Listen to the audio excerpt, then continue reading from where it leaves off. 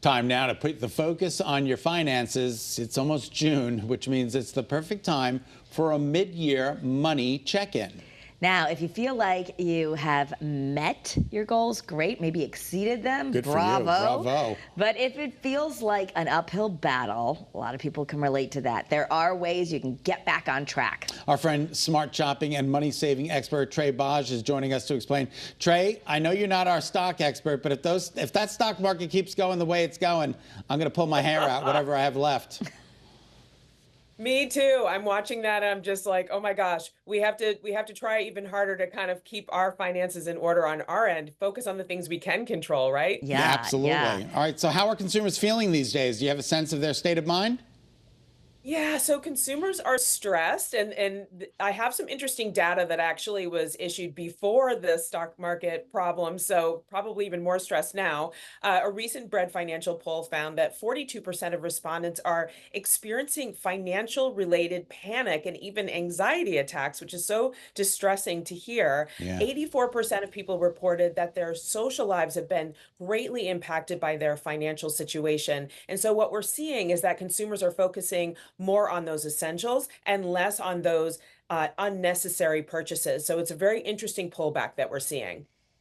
The good news, we like to find the silver linings. You are seeing a light at the end of the tunnel.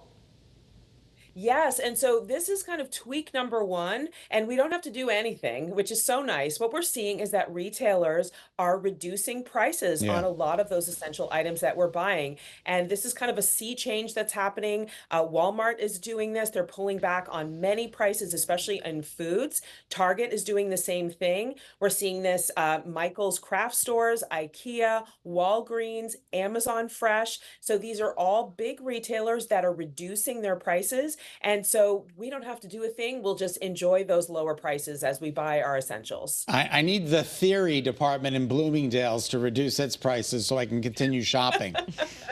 Now that would be a luxury, not a necessity. Okay, so right, Trey, how do we leverage these price drops?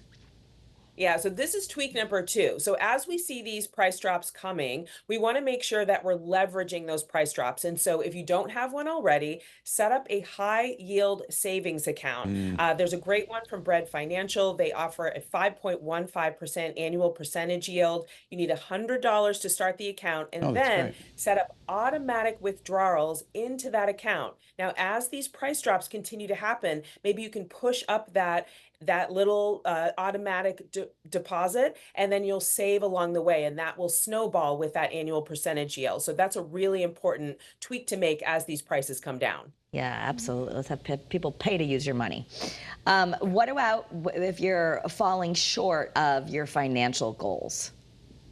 Yeah, so a couple things here, and this can be temporary. If you're saving for a rainy day or a vacation or paying off some debt, you want to cut back on those pricey habits. So if you're getting a weekly manicure, if you're going to the barista every day, and we've talked about this, these pricey habits really add up. And so if you are paying someone to do something that you could do yourself, cut back and then take that savings and put it into that high yield savings account. Something else that I would like to do if you're in a financial pinch is sell some things that you no longer need. So you can sell your clothes, for example, on sites like The RealReal, Poshmark, ThreadUp. You can sell your camera and videography equipment. If you're not using it, there's a great site called mpb.com, and they specialize in this. You let them know what you have. They give you an estimate of what they'll pay you, and then they'll send you a prepaid label, and you just send it right back to them, and they pay you out in 48 hours. So that's a great way to earn a little extra cash.